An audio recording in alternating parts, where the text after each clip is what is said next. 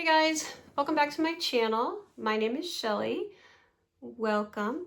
If you're new here, I would love for you to subscribe so you don't miss any of my Shelly's hot topics. So, I don't know how hot there, no, just Shelly's opinions, right? Anyway, today's topic is, I had an interesting question. I had somebody ask me, would I rather my daughter, who is an adult autistic young woman, she's 26, date somebody who is autistic or who is not autistic? And that was an interesting question. You autism moms and grandmas, I don't know if you got this question. I thought it was kind of like an odd question, right? They're like, the question actually was posed to me like, oh, well, wouldn't you want your daughter to date someone like her? What do you mean like her? Like she's not from another planet. Um, and I just thought that was an interesting question. And to me, that's from a mom who does not have, an autistic child or even a child with special needs because I don't know. I guess it never occurred to me because in her mind, it's like, oh, don't you want your daughter dating people like her? And I don't look at my kid any different than her sisters or her cousins or other people. Our kids are just kids. They're great kids. And as autism moms, we might be really careful who our kids hang out with or who they date or anything, but aren't we that way with all of our kids? A little more with our autistic kids, yes. Am I a little more, kind of helicopter with Sabrina, my daughter? Yes, I am. Because, they're a little more, I hate to use the term naive, but I guess, they're a little more open-hearted. They think everybody's nice, nobody's mean, and we know as moms, we know they can be taken advantage of or treated some type of way, and we're just not here for that. So I thought about that question for a minute, and it kind of took me a minute to kind of really, like, would I? The truth is, my daughter has dated young men that are autistic and young men who are not autistic. And she has had good and bad experiences, both sides, whether they're autistic or not. I think that I want my daughter to date who makes her happy. I don't care if they're autistic or not. I don't think if the person's autistic or not is going to make a difference to anyone as long as she's happy, right?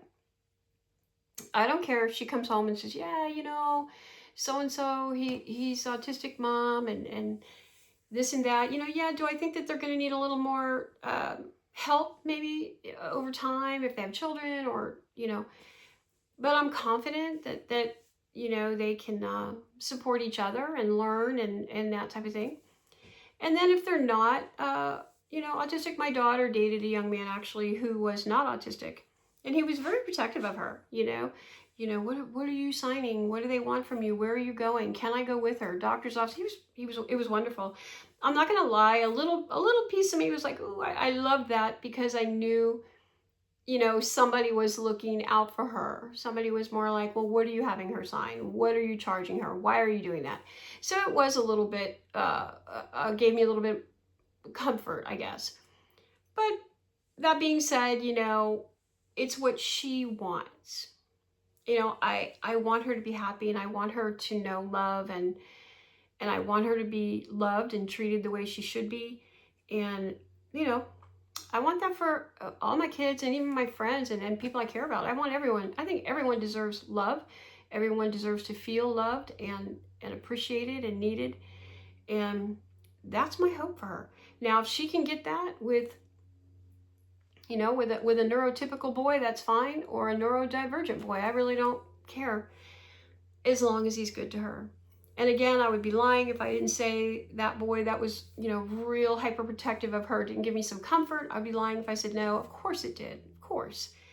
But that does not mean that a neurodivergent boy couldn't be just as protective of her. I will say that for me, as her mom, I teach her to advocate for herself. I teach her what are you signing? If you don't know something, you pick up that phone, you call me, you call your sister, you call somebody.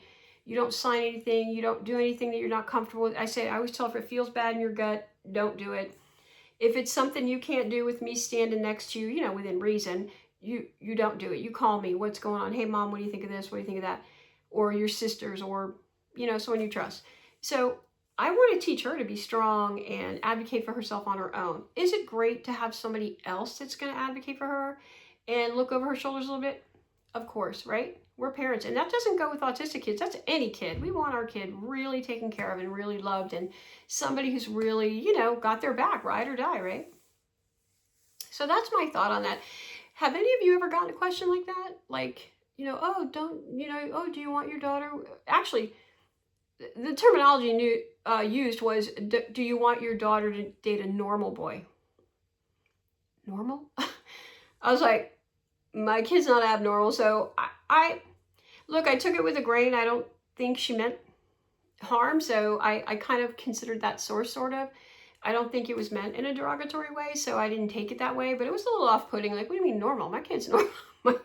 What? So I don't know. Have you guys ever had that approach? Like, has anyone ever come to you and said, hey, how do you feel about this or that? Or it was just a really interesting question, you know, and I thought I would pose that to other autism moms. Like, did you ever get that question? Like, you know, it's just a interesting thought. Like, I never gave it a lot of thought, to be honest, until that moment, you know.